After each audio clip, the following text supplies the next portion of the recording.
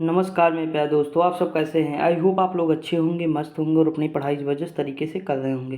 दोस्तों, हम लोग एनसीईआरटी का सार संग्रह देख रहे थे, जो बुक एक ही में कंपाइल है महेश वर्णवाल सर की, तो वही देख रहे थे। देखिए, इसमें मैंने कितने टॉपिक कवर किए हैं। तो मैंने इसमें संवैधानिक विकास कवर किया, संविधान के विभिन्न प्रावधान हैं, उनके स्रोत, संविधान के भाग, अनुसूचियाँ, विशेषताएँ, उद्देश्य का संघराज्य क्षेत्र, नागरिकता, मूल अधिकार। देखिए, आज दोस्तों हम इसके आगे बढ़ेंगे तो हम देखेंगे नीति निर्देशक तत्व से लेकर आज हम देखेंगे कहाँ तक, तो सर्वोच्च न्यायालय तक देखेंगे। उच्च न्यायालय, ठीक, यहाँ तक लगभग देखेंगे। विधानमंडल के आसपास तक देखेंगे, यहाँ तक देखेंगे, संसद तक, सॉरी दोस्तों। ये हम लगभग कितने टॉपिक, 1 2 3 4 5 6 7 8 टॉपिक के आसपास कवर करेंगे, ठीक दोस्तों। और दोस्तों देखिए, आप लोग एक दिन बहुत अच्छे से वीडियो देखते हैं, उसके बाद नहीं देखते, दिक्कत क्या है आप लोगों की? मतलब कोई चीज़ कंप्लीट नहीं करना चाहते हैं क्या? देखिए, इसमें जो है डीपीएसपी हम देखेंगे, डायरेक्टिव प्रिंसिपल ऑफ स्टेट। इससे पहले हमने देख लिया सारी चीज़ें, ध्यान से देखिएगा, एग्जाम में क्वेश्चन बनते हैं, ठीक। देखिए, इसमें पहला लिखा है कि राज्य के नीति निर्देशक तत्वों को भारतीय संविधान में शामिल किए जाने का उद्देश्य था। तो देखिए, सामाजिक और आर्थिक लोकतंत्र को स्थापित करना था। यानी इसमें किसकी बात की गई? तो सामाजिक और आर्थिक की बात की गई है, राजनीतिक की बात इसमें नहीं की गई। ये चीज़ याद रखिएगा, ठीक। उद्देश्य का में सामाजिक, आर्थिक, राजनीतिक तीनों की बात की गई है। तो कभी कभी एग्जाम कंफ्यूज करता है, तो वो चीज़ याद रखिएगा। अगला, कल्याणकारी राज्य की संकल्पना का समावेश संविधान के किस भाग में है? तो भाग 4 राज्य के नीति निर्देशक तत्व में है। अगला क्वेश्चन है कि भारतीय संविधान में किसके अंतर्गत पंचायती राज प्रणाली की प्रावधान है? तो डीपीएसपी में आर्टिकल 40 के अंतर्गत दिया हुआ है, ठीक दोस्तों। अगला क्वेश्चन दिया है कि आचार संहिता, सॉरी, सामान्य आचार संहिता राज्य के नीति निर्देशक तत्वों का भाग नहीं है, किंतु सामान्य नागरिक संहिता नीति निर्देशक तत्वों का भाग है। देखिए, ये आचार संहिता है, जब उसमें लगता है चुनाव के समय। ये सामान्य नागरिक संहिता है, तो आचार संहिता की बात नहीं की गई है और सामान्य नागरिक संहिता की बात की गई। ये एग्जाम में क्वेश्चन आया है, इसीलिए यहाँ पे बॉक्स में बना हुआ है, ठीक दोस्तों। अगला दिया है कि नीति निर्देशक सिद्धांत जो है ये वाद योग्य नहीं है। क्या नहीं है? तो वाद योग्य नहीं है। अगला है कि नीति निर्देशक तत्व से संबंधित महत्वपूर्ण अनुच्छेद क्या है? तो आर्टिकल 36 जो है नीति निर्देशक तत्वों के संदर्भ में परिभाषित करता है। 37 क्या करता है कि न्यायालय द्वारा परिवर्तनीय न होना। उसके बाद 38 क्या है? लोक निर्माण, लोक कल्याण की अभिवृद्धि के लिए सामाजिक व्यवस्था बनाना। 38 ये है कि आय की समानताओं को दूर कर, मतलब जो आय की असमानताएं हैं उनको कम करने का प्रयास करना, यानी समान कार्य के लिए समान वेतन। जैसे स्त्रियों को लिखा है कि पुरुष स्त्री को सामान्य रूप से जीवन यापन पर्याप्त साधन प्राप्त करने के लिए अधिकार, यानी समान कार्य के लिए समान वेतन, यही है, ठीक दोस्तों। अगला दिया है कि समुदाय के भौतिक संसाधनों का स्वामित्व व नियंत्रण इस प्रकार हो जिससे सामूहिक हितों की सर्वोत्तम रूप में प्राप्ति हो। अगला है कि 39 में दिया है कि पुरुष व स्त्रियों दोनों को समान कार्य के लिए समान वेतन। देखिए, यहाँ पे ये चीज़ बताया गया है, ठीक। इसके ऊपर क्या चीज़ बताया गया है? तो इसके ऊपर बताया गया है कि स्त्री पुरुष को समान रूप से जीविका के पर्याप्त साधन प्राप्त करने का। मान लीजिए उसी तरह थोड़ा है, क्योंकि हल्का सा अंतर है, डिफरेंस ये है कि जीविका के लिए बात किया गया है, कि मतलब दोनों को जीविका के लिए समान अवसर दिया जाए, यानी स्त्री को भी काम करने का मौका दिया जाए, पुरुष को भी काम करने का मौका दिया जाए। और इसमें आर्टिकल 39 में ये चीज़ कही गई और 40 में कहा गया, 39 घ में कहा गया है कि पुरुष और स्त्री को समान कार्य के लिए समान वेतन दिया जाए, ठीक दोस्तों।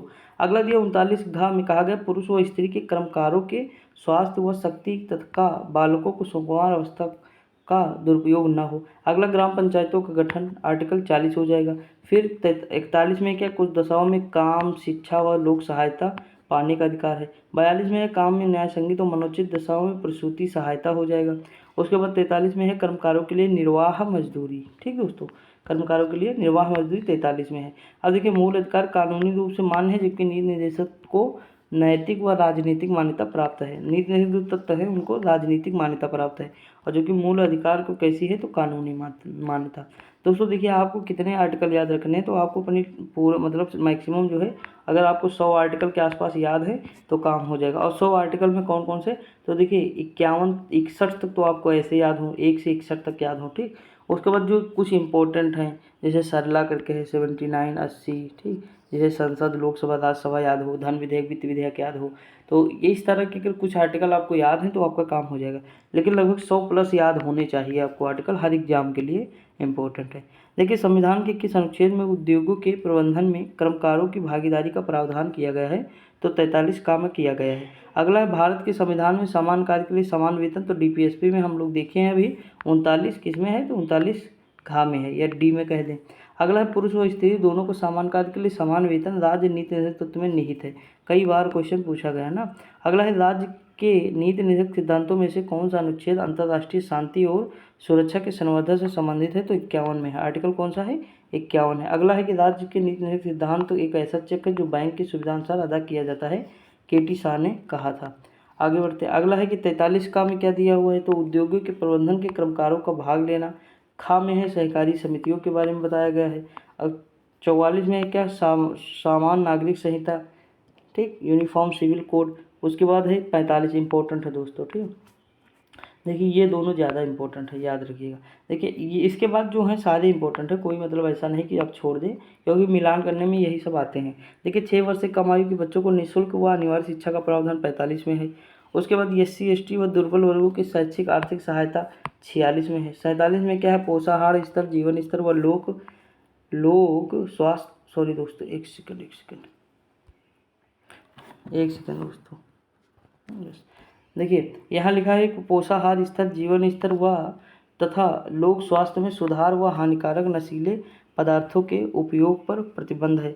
उसके बाद 48 में क्या है, कृषि पशुपालन में आधुनिक और वैज्ञानिक प्रणालियों का प्रयोग है। गायों, बछड़ों और अन्य दुधारू पशुओं के वध पर प्रतिबंध है, 48 में कहा गया है। अब उसके बाद 48 का है पर्यावरण संरक्षण व संवर्धन व वन्य जीवों की रक्षा करना, 48 का है। 49 में क्या है, विश्व धरोहर स्थल होंगे, 49 में, ठीक। मतलब राष्ट्रीय महत्व के कलात्मक या ऐतिहासिक अभिरुचि वाले स्मारकों या स्थानों व वस्तुओं का संरक्षण करना। 50 में क्या है, कार्यपालिका से न्यायपालिका का पृथक करना, यानी 50-50 हो जाएगा। 51 में अंतर्राष्ट्रीय शांति व सुरक्षा की अभिवृद्धि, ठीक दोस्तों। आगे बढ़ते अब देखते हैं मूल कर्तव्य, फंडामेंटल ड्यूटी, थोड़ा इंपॉर्टेंट है, ध्यान दीजिएगा।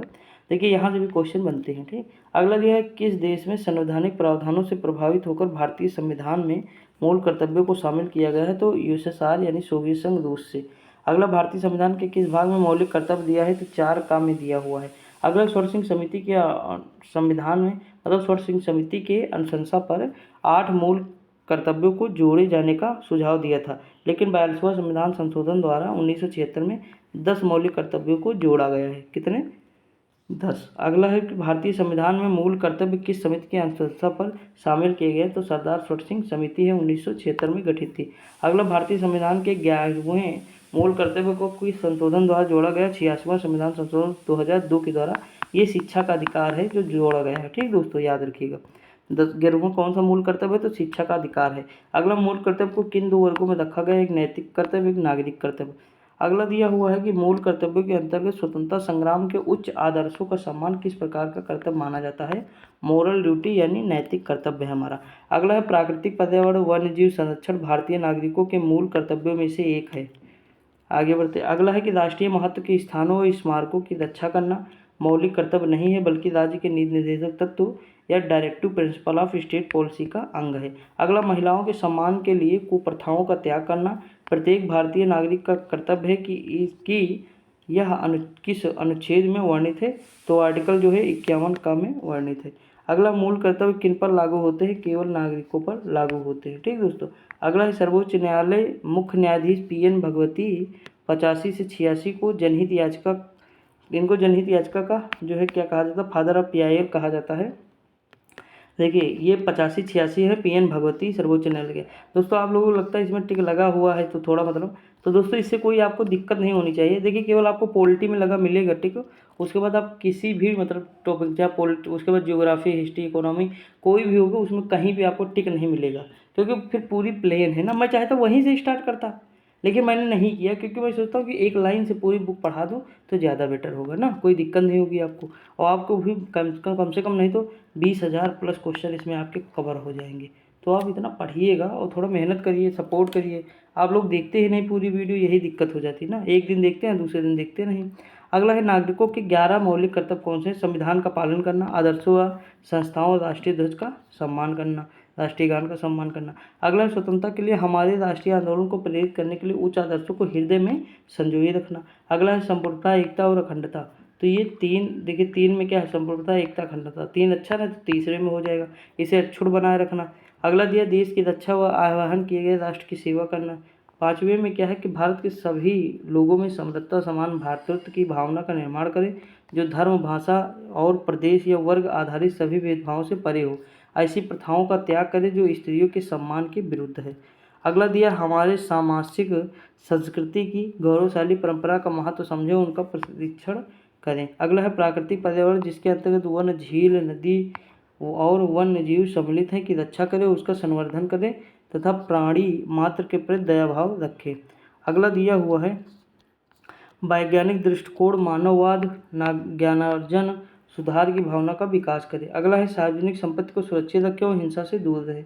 अगला है व्यक्तिगत और सामूहिक गतिविधियों के सभी क्षेत्रों में उत्कर्ष की ओर बढ़ने का सतत प्रयास करें, जिससे राष्ट्र निरंतर बढ़ते हुए प्रयत्न व उपलब्धि की नई ऊंचाइयों को प्राप्त करे। अगला दिया है कि 6 वर्ष की आयु और से 14 वर्ष की आयु के बच्चों के माता पिता और संरक्षक जो भी हो शिक्षा के अवसर प्रदान करें। इस कर्तव्य को संविधान के 86वें संविधान संशोधन 2002 की धारा 4 द्वारा जोड़ा गया है। अब देखते अगला दिया है कि किसी व्यक्ति को राष्ट्रगान गाने के लिए बाध्य नहीं किया जा सकता है। सर्वोच्च न्यायालय के किस मामले में ऐसा कहा गया है? विजय मैनुअल बनाम केरल 1986 के द्वारा कहा गया है। ठीक दोस्तों, आगे बढ़ते हैं। अब देखिए यहाँ लिखा गया है कि राष्ट्रपति का पद किससे लिया गया, तो ब्रिटेन से, और राष्ट्रपति का तो यूएसए से। दोनों में कन्फ्यूजन नहीं होना, ध्यान से देखिएगा। ठीक, ये अब बताइए अगर ये सारी चीज़ें प्लेन होती तो मैं कहाँ बता पाता भाई, ध्यान ही ना रहता। पता तो होता लेकिन ध्यान ना रहता तो बता ना पाता। अब यहाँ लिखा है तो आपको जानकारी मिल गई ना, तो ये चीज़ है। अब देखिए राष्ट्रपति, जैसे इसमें राष्ट्रपति के बारे में जानते हैं, आर्टिकल कौन सा है? 58 है। देखिए इनके समय में मैंने एक आपको ट्रिक बताई थी, पकानी कोका दियोदशा, पकानी को का दियोदशा, ठीक, दुयो दशा, ऐसे है ट्रिक। तो इसमें देखिए पद हो जाएगा 52 से ये 61 तक गया है दोस्तों पूरा, तो आप देख लीजिए, और नहीं 58 तक शायद गया है, 52 से 58 आप देख लीजिएगा, पकानी कोका दियोदशा।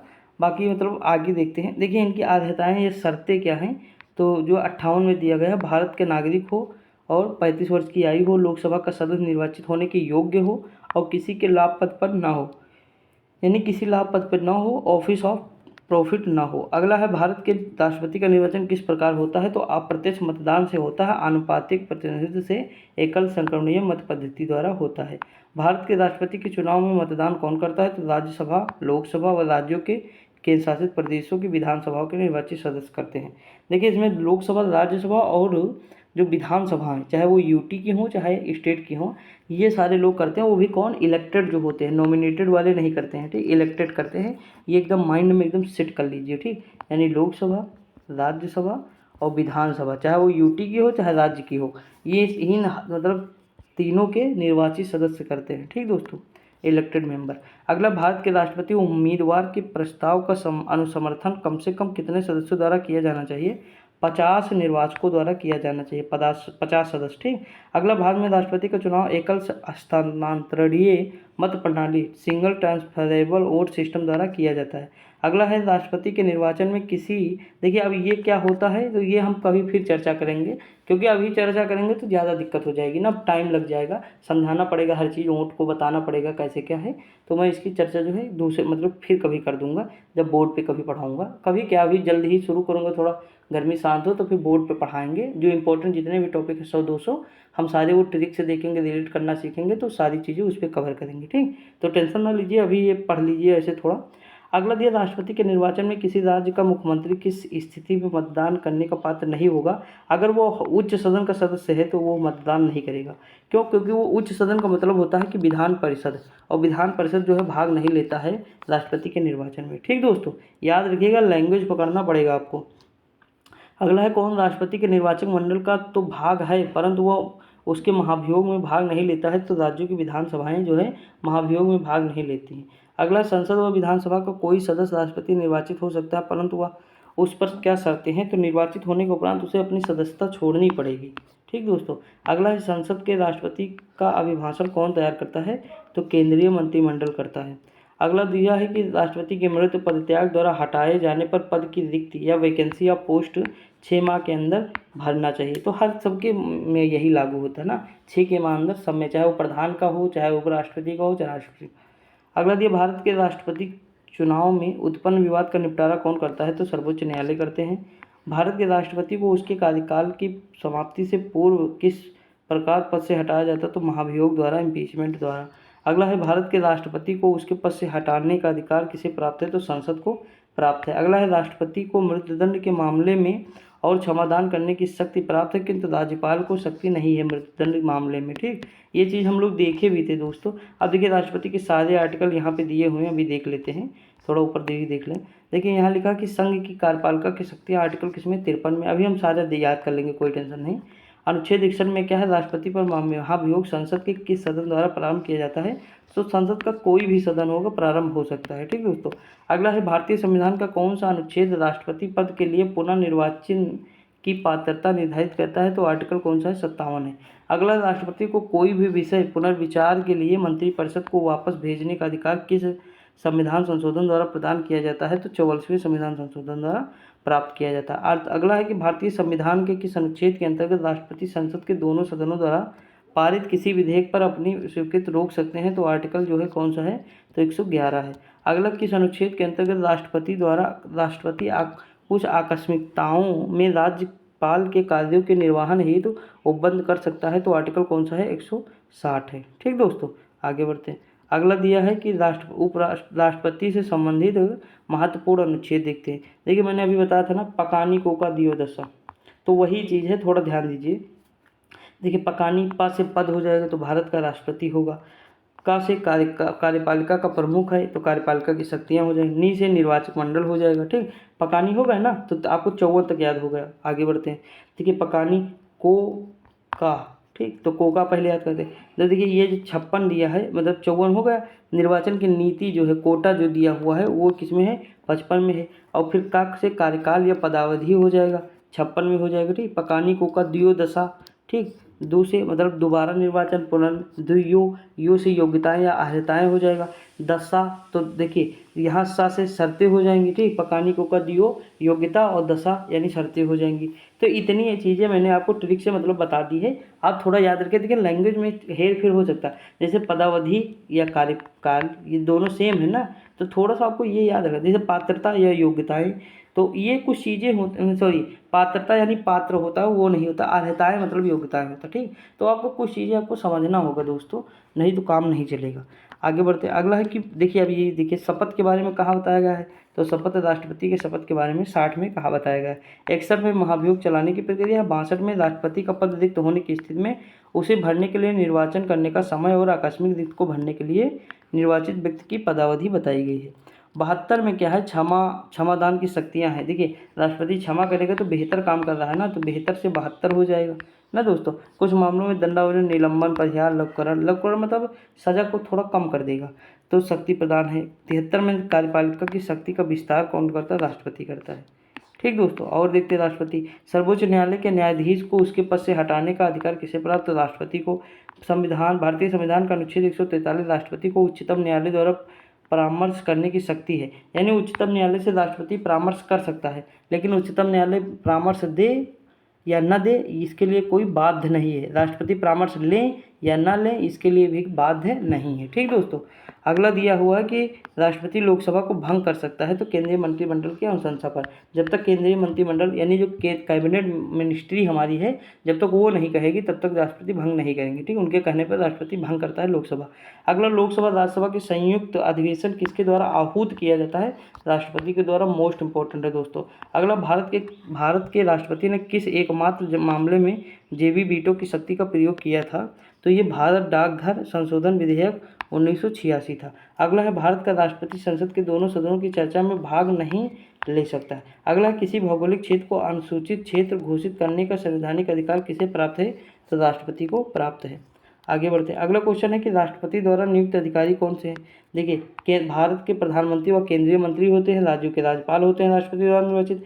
वित्त आयोग होता है, राज्यसभा का आयोग अध्यक्ष होते हैं। उच्चतम न्यायालय उच्च न्यायालय के न्यायाधीश होते हैं। महान्यायवादी और नियंत्रक महालेखा परीक्षक होते हैं। संघ लोक सेवा के अध्यक्ष एवं सदस्य होते हैं। मुख्य निर्वाचन आयोग होते तथा उनके जो है निर्वाचन आयुक्त होते हैं, मतलब उसके जो सदस्य होते हैं। और राष्ट्रीय मानवाधिकार के आयोग अध्यक्ष और सदस्य होते हैं। उसके बाद अनुसूचित जाति व जनजातियों के आयोग के अध्यक्ष और सदस्य होते हैं। संघ व राज्यों के राज्यपाल व प्रशासक होते हैं। पुडुचेरी और दिल्ली के मुख्यमंत्री होते हैं। ठीक दोस्तों, तो इतने लोगों के द्वारा राष्ट्रपति जो है राष्ट्रपति नियुक्त करते हैं इतने लोगों का। समझ में कि नहीं दोस्तों? आगे बढ़ते हैं। अगला, वर्तमान में राष्ट्रपति का वेतन कितना? 5 लाख है, मैंने कल ही समझाया था। यदि भारत के राष्ट्रपति का पद रिक्त हो जाए तो कोई उपराष्ट्रपति भी ना हो, तब कार्यवाहक राष्ट्रपति कौन होगा? सर्वोच्च न्यायालय का मुख्य न्यायाधीश हो सकता है। अगला, वह राष्ट्रपति का प्रतिनिधित्व करता है किंतु राष्ट्र का नेतृत्व नहीं करता। बिल्कुल सही है। तो ये कौन है? भारत के राष्ट्रपति हैं। देखिए, वो रिप्रेजेंट करेंगे भारत को, लेकिन नेतृत्व नहीं करेंगे। जैसे द्रौपदी मुर्मू जी जो हमारी हैं, वो क्या करेंगे? वो प्रतिनिधित्व करेंगी, भारत को रिप्रेजेंट करेंगी, लेकिन जो है नेतृत्व कौन होगा, उसका लीडर कौन होगा? तो नरेंद्र मोदी होंगे। समझ में कि नहीं? तो मोदी साहब जो है वो नेतृत्व करेंगे। अगला, भारत के राष्ट्रपतियों में से कौन बिहार का राज्यपाल रह चुका है? तो डॉक्टर जाकिर हुसैन और श्री रामनाथ कोविंद, 2 लोग बिहार के राष्ट्रपति रह चुके हैं, याद रखिए। द्रौपदी मुर्मू भारत की प्रथम आदिवासी, द्वितीय महिला और स्वतंत्र भारत में पैदा होने वाली प्रथम और सबसे कम उम्र की जो है राष्ट्रपति हैं। ठीक दोस्तों, आगे बढ़ते हैं। देखिए, इंपॉर्टेंट टॉपिक है, मोस्ट इंपॉर्टेंट है राष्ट्रपति, क्योंकि यहाँ से क्वेश्चन आते हैं। देखिए, प्रसाद पर्यंत मैंने कहा था जब तक राष्ट्रपति चाहेंगे तब तक रहेंगे। पद धारण करने वाली तो संघ यूनियन मिनिस्टर होते हैं, संघ के राष्ट्रपति, राज्यों के राज्यपाल होते हैं, भारत के महाधिकारी अटॉर्नी जनरल होते हैं। तो ये 3 लोग होते हैं, याद रखिएगा। अगला क्वेश्चन दिया है कि एक विधेयक जो संसद में प्रस्तुत किया जाता है वह किस प्रक्रिया के बाद अधिनियम बन जाता है? तो राष्ट्रपति के हस्ताक्षर के बाद अधिनियम बन जाता है। जब कोई विधेयक संसद के दोनों सदनों द्वारा पारित कर दिया जाए तो राष्ट्रपति को उस विधेयक पर अपनी अनुमति रोकने का अधिकार प्राप्त है। तो आर्टिकल 11। अगला दिया है विरोध रूप से चुने गए भारत के प्रथम राष्ट्रपति कौन थे? नीलम संजीव रेड्डी थे। अगला दिया है भारत के राष्ट्रपतियों में से किनका संबंध ट्रेड यूनियन आंदोलन से है? तो वराहगिरी वेंकटगिरी। ठीक। अगला दिया है भारतीय संविधान भारत के राष्ट्रपति को राज्यों के मुख्यमंत्री की नियुक्ति का अधिकार नहीं देता है, यानी जो राज्य के मुख्यमंत्री हैं वो राज्यपाल करेंगे आर्टिकल 164 के तहत, राष्ट्रपति नहीं करेंगे। ठीक, मुख्यमंत्री का वो जो है। अगला दिया है कि राष्ट्रपति का कार्यकाल कितना होता है? तो पद ग्रहण करने के दिन से 5 वर्ष होता है। भारत के किस राष्ट्रपति को मिसाइल मैन कहा जाता था? डॉक्टर एपीजे अब्दुल कलाम जी को कहा जाता था। भारत के मुख्य न्यायाधीशों में से किसने राष्ट्रपति के रूप में कार्यकाल संभाला? Justice M Hidayatullah. अगला है धन विधेयक को पुनर्विचार हेतु लौटाने का संवैधानिक विशेषाधिकार राष्ट्रपति के पास नहीं है दोस्तों। ठीक, क्योंकि रीजन है धन विधेयक लाया जाता तो उनसे पूछ के ही लाया जाता, तो दोबारा से उसे पुनर्विचार नहीं कर सकते हैं धन विधेयक पर। अगला है द्रौपदी मुर्मू भारतीय गणतंत्र के राष्ट्रपति के रूप में कौन सा है? तो 15वें हैं। वित्त आयोग की नियुक्ति कौन करते हैं? तो राष्ट्रपति करते हैं। अगला है डॉक्टर राजेंद्र प्रसाद सॉरी दोस्तों, यहाँ लिखा है कि राष्ट्रपति के रूप में डॉक्टर राजेंद्र प्रसाद ने सबसे लंबी अवधि 1950 से 62 तक एवं डॉक्टर जाकिर हुसैन ने कार्यकारी राष्ट्रपति छोड़कर सबसे कम अवधि 1 वर्ष 11 दिन तक कार्य किया। ठीक, सबसे कम कौन थे? डॉक्टर राजेंद्र, सबसे कम जो है वो थे जाकिर हुसैन जी, और सबसे लंबे कौन थे? तो डॉक्टर राजेंद्र प्रसाद जी। अगला है कि राष्ट्रपति द्वारा क्षमादान की शक्तियाँ कौन सी हैं? जैसे जब दंड सेना न्यायालय द्वारा दिया गया हो तब वो क्षमादान कर सकता है, जब दंड संघीय विषय से संबंधित हो तब भी कर सकता है, जब दंडादेश मृत्युदंड हो, तो ये तीनों में कर सकता है। ठीक दोस्तों, आगे बढ़ते हैं। अगला हमारा उपराष्ट्रपति। अब राष्ट्रपति के बाद उपराष्ट्रपति पढ़ेंगे। इसमें देखिए भारत के उपराष्ट्रपति के निर्वाचक मंडल में कौन कौन भाग लेते हैं? तो देखिए संसद के दोनों सदस्य सभी लेते हैं, चाहे वो निर्वाचित हो चाहे मनोनीत हो। तो ठीक, इसमें विधानसभा से कोई मतलब नहीं होता है, तो ये चीज़ याद रखिए। अगला है भारत के उपराष्ट्रपति को पद से हटाने संबंधी प्रस्ताव संसद के किस सदन में होगा? केवल राज्यसभा में होगा, क्योंकि वो राज्यसभा का अध्यक्ष भी होता है राष्ट्रपति। समझ आया कि नहीं? राज्यसभा का अध्यक्ष नहीं होता, राष्ट्रपति में सभापति होते हैं, और जबकि जो है लोकसभा में अध्यक्ष होते हैं। ठीक दोस्तों, अगला दिया है भारत के निर्वाचन के समान ही उपराष्ट्रपति के निर्वाचन से संबंधित सभी विवादों के समाधान का अधिकार उच्चतम न्यायालय को प्राप्त है, उसका निर्णय अंतिम होता है। उसके बाद दिया है कि राज्यसभा का सभापति कौन होता है? तो उपराष्ट्रपति होता है। देखिए जो चीज़ लोकसभा में अध्यक्ष होती है वो राज्यसभा में सभापति होती है, ये चीज़ याद रखिएगा। ठीक दोस्तों, आपने कभी ना सुना होगा कि लोकसभा का उपाध्यक्ष, उपसभापति, या ये सब कुछ नहीं। आप सुने होंगे लोकसभा का अध्यक्ष कौन है। ठीक, उसके बाद आप सुने होंगे राज्यसभा का सभापति कौन है, तो ये चीज़ है, याद रखिएगा। ठीक, अगला है कि उपराष्ट्रपति से संबंधित जो है अनुच्छेद कौन सा है? तो देखिए 63 से इनको ले लीजिए। भारत का एक राष्ट्रपति का प्रावधान दिया है, देखिए इनका इतना इंपॉर्टेंट है जितना जो है राष्ट्रपति का इंपॉर्टेंट है, राष्ट्रपति ज़्यादा इंपॉर्टेंट है दोस्तों। यहाँ लिखा है कि राज्यसभा का पदेन सदस्य होता 64 में है। उपराष्ट्रपति द्वारा राष्ट्रपति पद में आकस्मिक रिक्तियों उसकी अनुपस्थिति में राष्ट्रपति के कर्तव्यों का निर्वहन होता है। उपराष्ट्रपति का निर्वाचन होता है। उपराष्ट्रपति का कार्यकाल है। उपराष्ट्रपति को पद की पूर्ति के लिए चुनाव के समय निर्धारण व आकस्मिक रिक्त की पूर्ति में चुने गए व्यक्ति का कार्यकाल है। 69 में दिया है उपराष्ट्रपति द्वारा शपथ व प्रतिज्ञान है। 70 में है अन्य आकस्मिकताओं में राष्ट्रपति के कर्तव्यों का निर्वहन है। 71 में है उपराष्ट्रपति के चुनाव संबंधित व उससे संबंधित विषय जो है दिए हुए हैं। ठीक दोस्तों, अब आगे बढ़ते हैं, थोड़ा ऊपर देखते हैं, फिर तुलना करते हैं दोनों लोगों में कि क्या है। देखिए कुछ उपराष्ट्रपति के नाम देख लीजिए। पहले नाम याद रखिए, ज़्यादा इंपॉर्टेंट है। डॉक्टर सर्वपल्ली राधाकृष्णन जो है 10 साल तक थे, 52 से 62। फिर जाकिर हुसैन, वेंकट गिरी, गोपाल स्वरूप पाठक थे, बीजी दत्ती थे, न्यायमूर्ति मोहम्मद हिदायतुल्ला थे, सी वेंकट रमन थे। ठीक दोस्तों, डॉक्टर शंकर दयाल थे, के आर नारायण थे, श्री कृष्णकांत थे, श्री भैरव सिंह शेखावत थे, डॉक्टर हामिद अंसारी और फिर वेंकट नायडू और श्री जगदीप धनखड़ पहले थे। ठीक, अब तक हैं यही 2022 से अब तक है। देखिए दोस्तों, एक चीज़ मैं बताऊँ आपको, पीसीएस में क्या होता है, ये डेट भी दे देता है। पीसीएस में डेट भी दे देता अब तो, मतलब क्वेश्चन इतना पूछ लिया है कि बचा ही नहीं कुछ, तो डेट देगा ही। अब थोड़ा हार्ड बन जाता है इसीलिए। ठीक, तो अब लेकिन वनडे में आपको इतना टेंशन नहीं लेना, वनडे में कभी डेट नहीं पूछता है। अगला दिया ना, ये पूछता कि क्रम कौन सा, आपको एक ओवरव्यू होना चाहिए।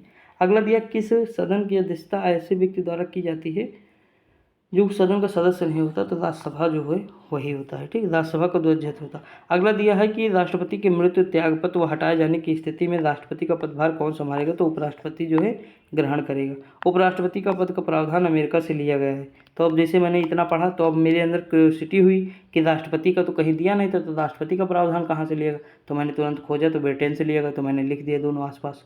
समझ में आया कि नहीं, तो ऐसे पढ़ना है। अगला है, राष्ट्रपति उपराष्ट्रपति किसी भी निर्वाचन में राज्य अथवा संसद के किस सदन के भाग नहीं लेते हैं, तो राज्य विधान परिषद के सदस्य में भाग नहीं लेते हैं। अगला दिया है कि भारत के राष्ट्रपति अपना त्यागपत्र किसको संबोधित करते हैं, तो उपराष्ट्रपति को दोस्तों संबोधित करते हैं। ठीक, अब हम देखते हैं, थोड़ा तुलना देखते हैं। देखिए मैं थोड़ा हल्का सा कर दूंगा, आप ध्यान दीजिएगा। देखिए यहाँ लिखा है कि राष्ट्रपति उपराष्ट्रपति तुलना। देखिए लोकसभा अध्यक्ष बनने की योग्यता रखे, ये राज्यसभा का सदस्य बनने की योग्यता रखे। राष्ट्रपति के निर्वाचक मंडल में संसद के दोनों सदनों और राज्य विधानसभाओं के साथ साथ दिल्ली व पुडुचेरी विधानसभा के निर्वाचित सदस्य हों।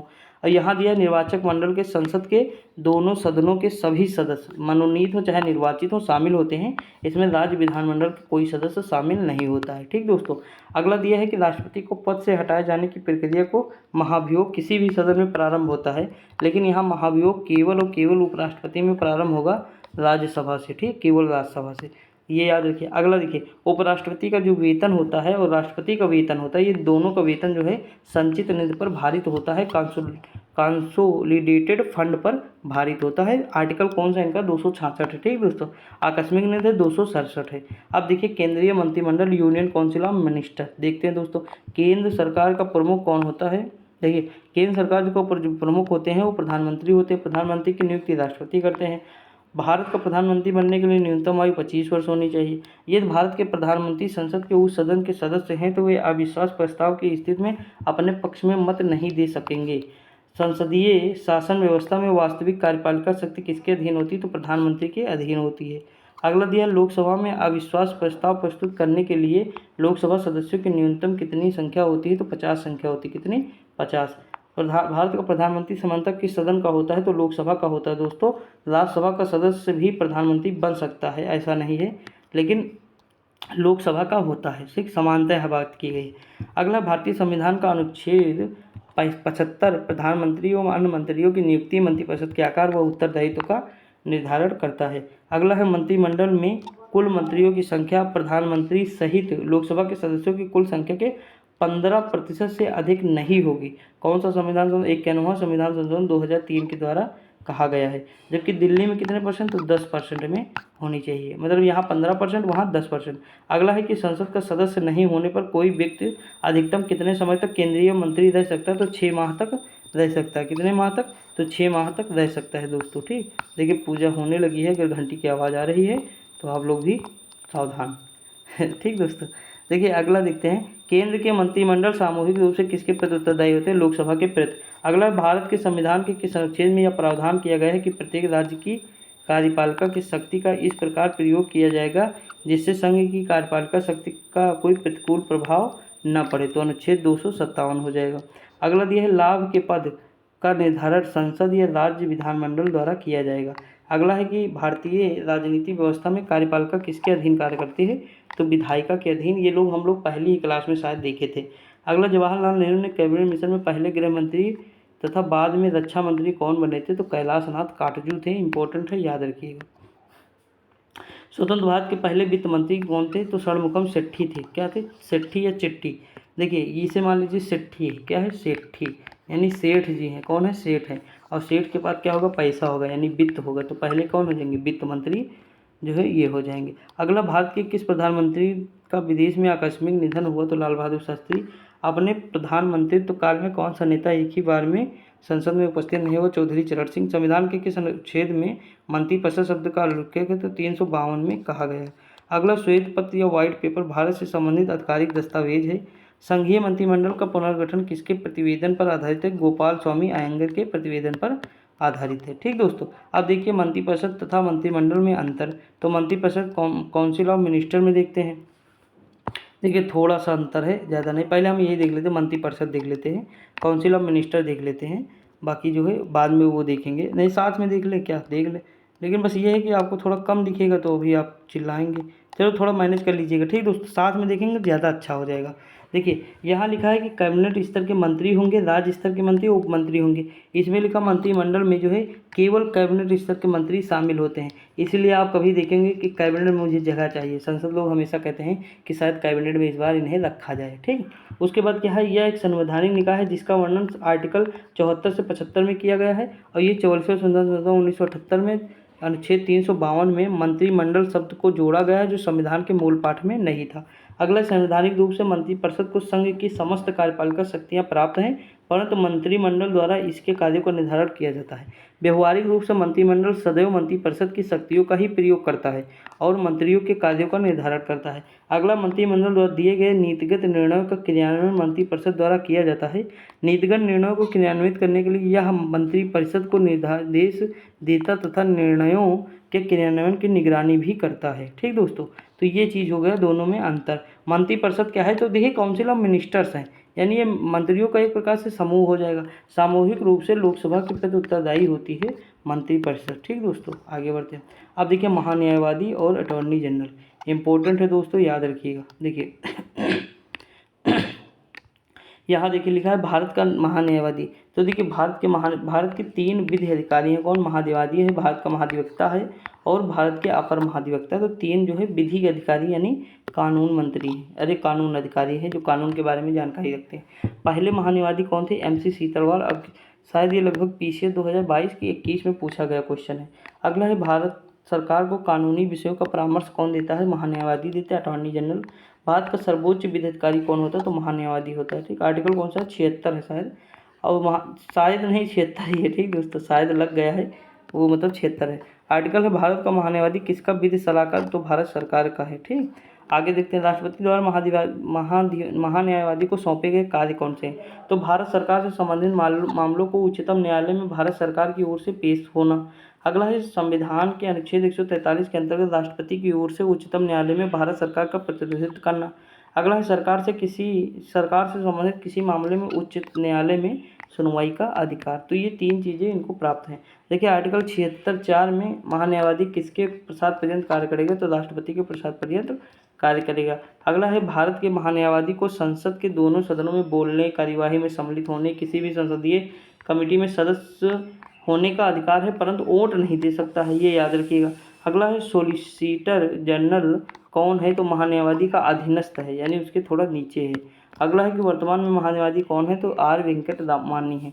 अगला है कि महान्यायवादी पद का संविधान के आर्टिकल 76 के अंतर्गत एक संवैधानिक पद है, जबकि महाधिवक्ता का पद संवैधानिक ना होकर वैधानिक है। क्या है? वैधानिक है। सॉरी दोस्तों, ये जो है हाथ लग जा रहा है बार बार, तो ये याद रखिए। ठीक, क्या है? वैधानिक है। देखिए अब यहाँ क्या है, एक सेकेंड। देखिए ये हम पहले पढ़ लेते हैं। नियंत्रक और महालेखा परीक्षक अवकाश प्राप्ति के बाद कोई भी सरकारी पद धारण नहीं करेंगे, यानी अगर उनका अवकाश ग्रहण हो गया, वो छुट्टी पूरी तरह से रिटायर हो गए, तो वो जो है कोई पद धारण नहीं करेंगे। अगला है, भारत के प्रथम महानियंत्रक और महालेखा परीक्षक कौन है? तो V नरिहर राव हैं। अगला है, राज्य सरकार को कानूनी विषयों पर कौन परामर्श देता है? तो महाधिवक्ता देता है, एडवोकेट जनरल। ये वैधानिक पद है, राज्य सरकार का है। ठीक, अगला है, संसद की लोक सेवा समिति पब्लिक सर्विस कमेटी की बैठकों में कौन उपस्थित होते हैं? तो भारत के नियंत्रक और महालेखा परीक्षक उपस्थित होते हैं। अगला है कि भारत के नियंत्रक और महालेखा परीक्षक के पद का निसर्जन किसके द्वारा किया जाता है? संविधान द्वारा। अगला है कि भारत के नियंत्रक और महालेखा परीक्षक का कार्यकाल कितना होता है? तो 6 वर्ष का होता है। अगला दिया है भारत का नियंत्रक एवं महालेखा परीक्षक किसका मार्गदर्शन होता है? तो लोक लेखा समिति का मार्गदर्शन होता है। नियंत्रक एवं महालेखा परीक्षक को लोक निधि का मुख्य अभिभावक, chief guardian in of public purse कहा जाता है। अगला है, राज्य एवं केंद्र सरकारों के सभी खर्चों की वित्तीय जांच कौन करता है? तो नियंत्रक एवं महालेखा परीक्षक करता है। नियंत्रक एवं महालेखाकार के पेंशन व भत्ते किस पर भारित हैं? तो भारत की संचित निधि पर भारित है। अगला है, भारत के नियंत्रक और महालेखा परीक्षक से संबंधित अनुच्छेद। आर्टिकल 148 में है नियंत्रक और महालेखा परीक्षक की नियुक्ति के बारे में दिया हुआ है। 49 में दिया गया है नियंत्रक एवं महालेखा परीक्षक के कार्य एवं शक्तियाँ।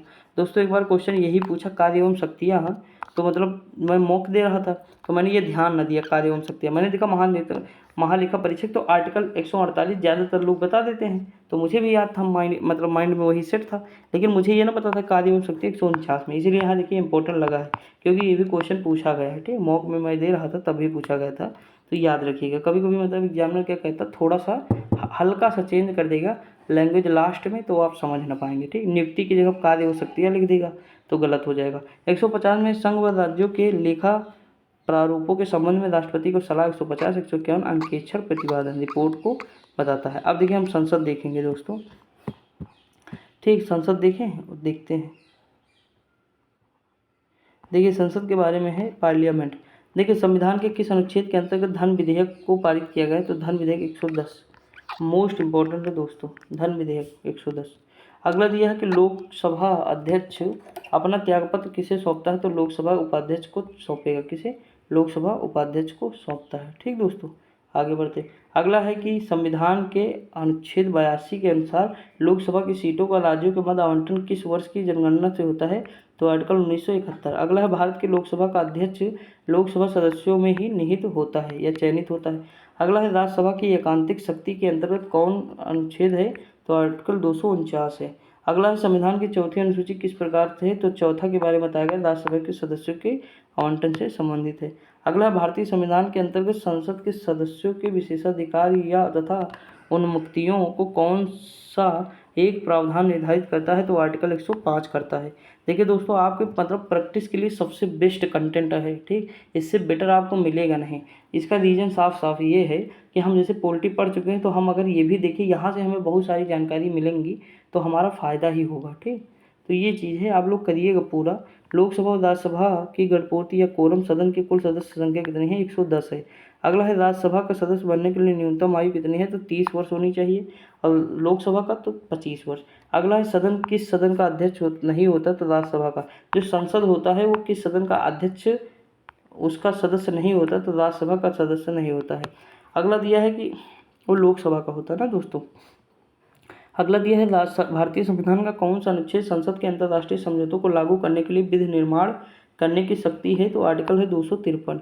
अगला दिया है कि भारतीय संसद में राष्ट्रपति व संसद दोनों सदन लोकसभा एवं राज्यसभा सम्मिलित होते हैं। अगला, लोकसभा में राज्यवार सीटों का आवंटन आर्टिकल 1971 की जनगणना पर आधारित है। यह निर्धारण किस वर्ष तथा तक यथावत रहेगा? तो 226 तक रहेगा। अगला, लोकसभा के सदस्यों की संख्या 525 से बढ़कर 545 किस संविधान संशोधन द्वारा की गई? तो 31वां संविधान संशोधन द्वारा की गई। अगला, लोकसभा को कार्यकाल पूरा होने से पहले किसके द्वारा भंग किया जाता है? तो प्रधानमंत्री की अनुशंसा पर राष्ट्रपति द्वारा। ये हम लास्ट में पढ़ेंगे। ठीक दोस्तों, पहले ऊपर चलते हैं। देखें, इसमें कुछ आर्टिकल इंपॉर्टेंट है, सारे नहीं याद करना आपको। ठीक, जैसे देखिए ये सरला हो जाएगा, सा रा ला। ठीक, तो देखिए सा से संसद, रा से राज्यसभा और ला से लोकसभा, तो इतने याद रखिए। बाकी आपको मैं बता दूंगा लेकिन सब नहीं याद रखना।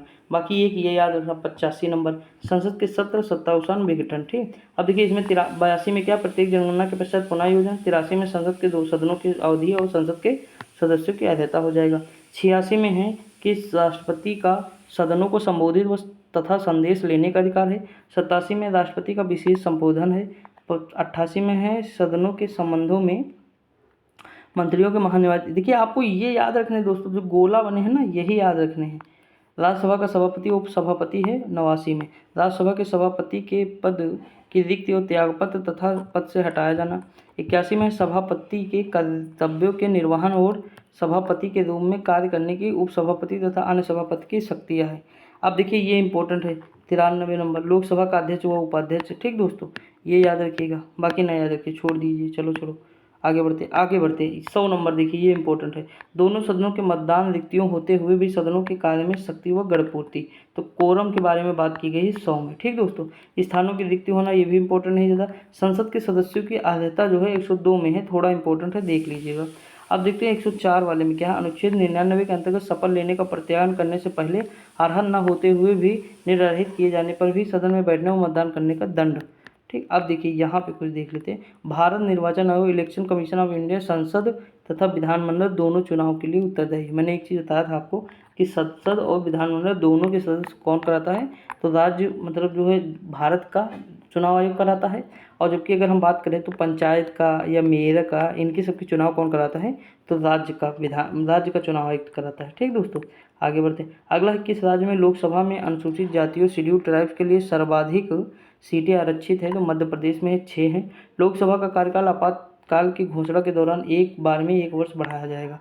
अगला है, लोकसभा में 2 एंग्लो भारतीयों को सदस्य कौन मनोनीत करता है, तो राष्ट्रपति करते हैं, लेकिन ये हट गया है। 104वें संविधान संशोधन 2019 के द्वारा आंग्ल भारतीय समुदाय से संबंधित व्यवस्था को निर्धारित 25 जनवरी 2002 को आगे नहीं बढ़ाया गया, यानी वहीं पर रोक दिया गया। अगला दिया, लोकसभा के चुनाव में निर्वाचित होने के लिए किसी व्यक्ति की न्यूनतम आयु कितनी है, तो 25 वर्ष है।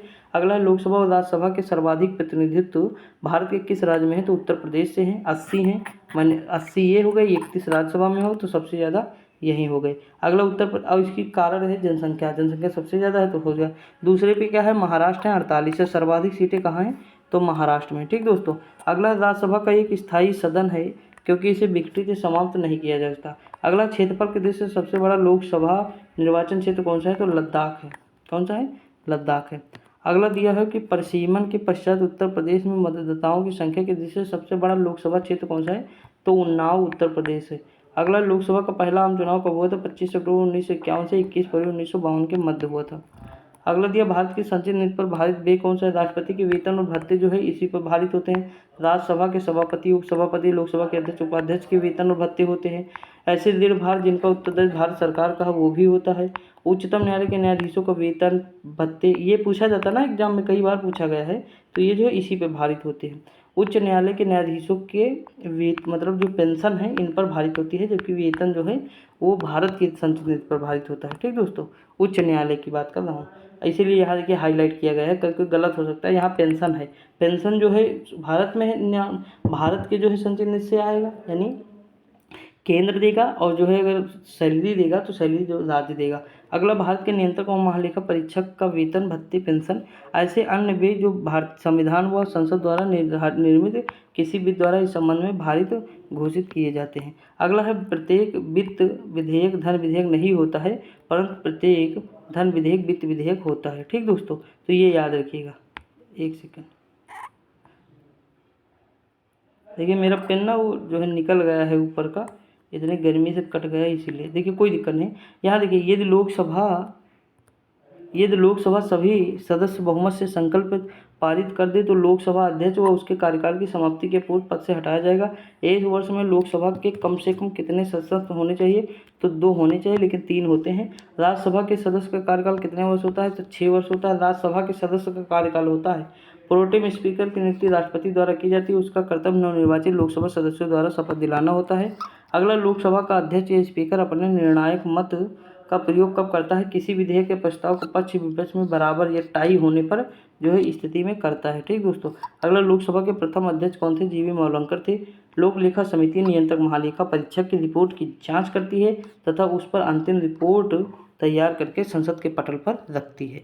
अगला दिया है, प्राक्कलन समिति का कार्यकाल कितना होता है, 1 वर्ष होता है।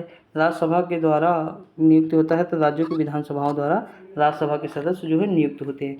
अब देखते हैं हम जो है नई संसद, हमारी नया संसद भवन। देखिए 28 मई 2023 को देखिए कितना अपडेट है, खुद ही सोचिए कि मतलब चीज़ें जो है सारी अपडेट की हुई हैं। देखिए 28 मई 2023 को प्रधानमंत्री नरेंद्र मोदी ने नवनिर्वाचित संसद भवन का उद्घाटन सेंट्रल विशिष्ट पुनर्विकास परियोजना के अंतर्गत निर्मित इस त्रिकोणीय आकार 4 मंजिला संसद भवन का निर्मित 64,500 वर्ग मीटर है। इसके 3 मुख्य द्वार हैं, एक है ज्ञान द्वार, एक है शक्ति द्वार, एक है कर्म द्वार, ठीक।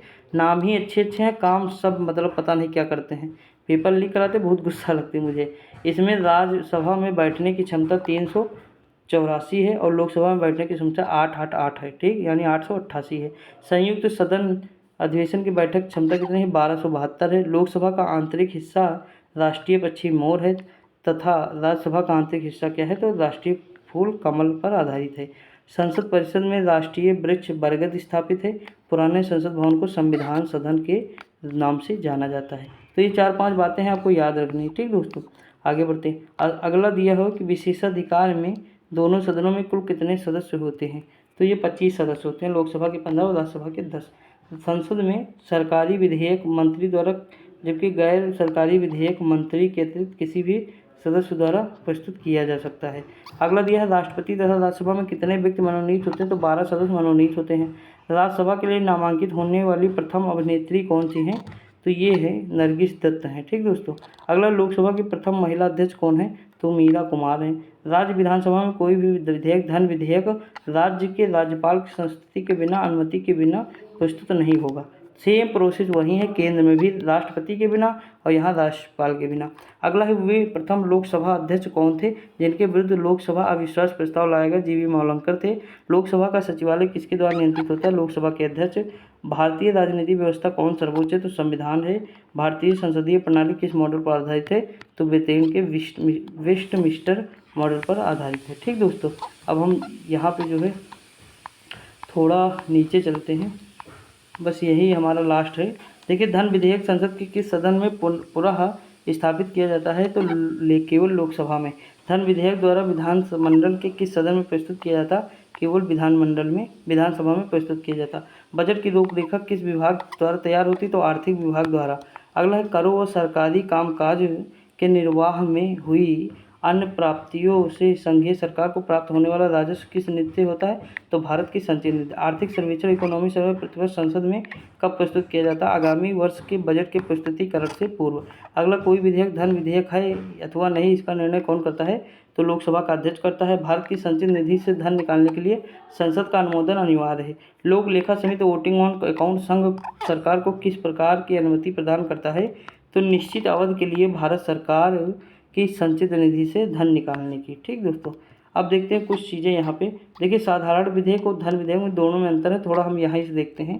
देखिए, साधारण विधेयक इसे लोकसभा और राज्यसभा कहीं से भी प्रस्तुत किया जाता है, लेकिन जो धन विधेयक होता है इसे केवल लोकसभा से प्रस्तुत किया जाता है, केवल लोकसभा, ठीक। इसे केवल सरकार के किसी मंत्री द्वारा प्रस्तुत किया जाएगा। और इसे क्या है, तो यहाँ लिखा है सॉरी दोस्तों, माइक गिर जाता है बार बार, पता नहीं क्यों, एक सेकेंड दोस्तों। देखिए, इसे क्या होगा, इसे मंत्री व गैर सरकारी मंत्री दोनों द्वारा प्रस्तुत किया जाता है, ठीक दोस्तों। तो ये याद रखिए, इसे सदन में, एक सेकेंड दोस्तों, माइक ही अलग हो गया है ना, एक सेकेंड। देखिए, यहाँ लिखा है कि इसे राज्यसभा द्वारा संशोधित अस्वीकृत किया जाएगा। इसे सदन में पूर्व राष्ट्रपति की अनुमति आवश्यक नहीं है। उसके बाद इसे राज्यसभा अधिकतम 6 माह के लिए रोक सकती है। इसे राज्यसभा में भेजने के लिए लोकसभा अध्यक्ष द्वारा प्रमाणित किए जाने की आवश्यकता नहीं है, ठीक। उसके बाद है कि दोनों सदनों के असहमति की स्थिति में राष्ट्रपति दोनों सदनों की संयुक्त बैठक बुला सकता है। इसे दोनों सदनों में पारित होने के बाद राष्ट्रपति के हस्ताक्षर के लिए भेजा जाता है। यह विधेयक लोकसभा में अस्वीकृत होने पर सरकार को त्यागपत्र देना पड़ सकता है यदि इसे मंत्री ने प्रस्तुत किया हो। इसे राष्ट्रपति द्वारा स्वीकृत व अस्वीकृत किया जा सकता है अथवा पुनर्विचार के लिए भेजा जा सकता है। उसके बाद यहाँ लास्ट है कि धन विधेयक जो है, धन विधेयक एक एवं संविधान संशोधन विधेयक के संबंध में दोनों में संयुक्त बैठक नहीं बुलाई जाएगी, चाहे संविधान संशोधन चाहे धन विधेयक। अब इसमें हम देखते हैं धन विधेयक ज़्यादा इंपॉर्टेंट है। देखिए, ये क्या होता है, इसे सदन के राष्ट्रपति की संस्तुति से पूरा स्थापित किया जा सकता है। इसे राज्यसभा द्वारा संस्तुति या स्वीकृत नहीं किया जाएगा, क्योंकि लोकसभा द्वारा होगा ना, तो सारी चीज़ें लोकसभा। इसे राज्यसभा केवल अधिकतम 14 दिन तक रोक सकती है। इसे लोकसभा अध्यक्ष द्वारा धन विधेयक के रूप में प्रमाणित किए जाने की आवश्यकता होती है। उसके बाद दिया है, इसमें दोनों सदनों के बीच सहमति पर कोई अवसर ही नहीं होता है, इसलिए संयुक्त बैठक का कोई प्रावधान नहीं है। इसे केवल लोकसभा से पारित होने के बाद राष्ट्रपति के हस्ताक्षर के लिए भेजा जाता है।